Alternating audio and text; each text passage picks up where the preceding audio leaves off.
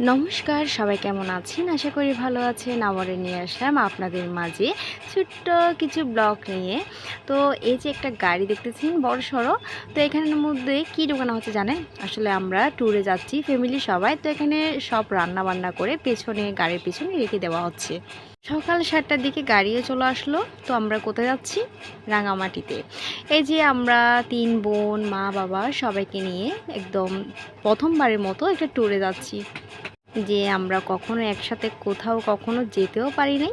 তো এবার একটা প্ল্যান করলাম, সবাই যখন বাপের বাড়িতে আসলাম ঈদের ছুটিতে, তো সবাই মিলে প্ল্যান করলাম যে কোথাও একটা যেতে হবে সবাই একসাথে।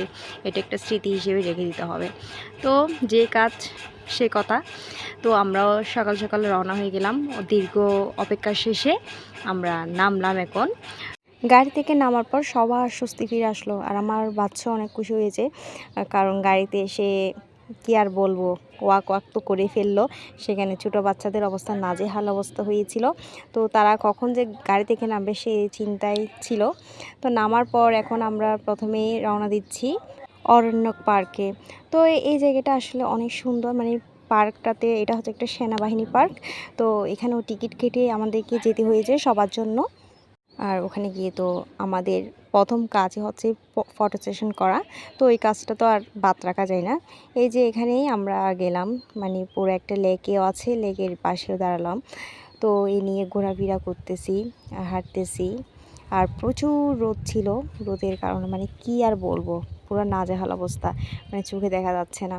আর গরমও সেরকম হাই লেভেলের। এরপর এখান থেকে বের হয়ে এখন আরেকটা প্লেসে যেতে হবে আমাদেরকে। তো গাড়ি আমাদেরকে নিয়ে যাচ্ছে। দেন চলে আসলাম আমরা পলিওয়েল পার্কে। এই যে দেখা যাচ্ছে বড় একটা হা করে আছে। তো তার মধ্যে আমরা চলে যাব পালুয়েল পার্কের ভিতরে।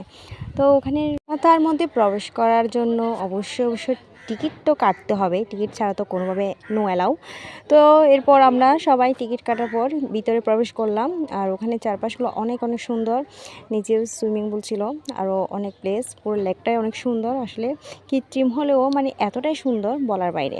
তারপর আমরা দুপুরের খাওয়া দাওয়া শেষ করলাম। আর এটা আমরা আসলে ভিডিওটা নিতে ভুলে গিয়েছিলাম তাড়াহুড়ার গরমের মধ্যে। তো লাস্টের দিকে বাবা যে মানে এই কড়াইটা মানে ভালো করে দুধ ছিল, ওখানে পানি ছিল, তো এটাই নেওয়া হয়েছিল, আর বেশি কিছু নেওয়া হয়নি। আর এটা হচ্ছে ঝুলন্ত ব্রিজ। আর এখানটা পার হয়ে হচ্ছে এদের পাহাড়ি সবগুলো আনারসের বাজার। মানে আর আনারসগুলো এতই যে মিষ্টি বলার বাইরে।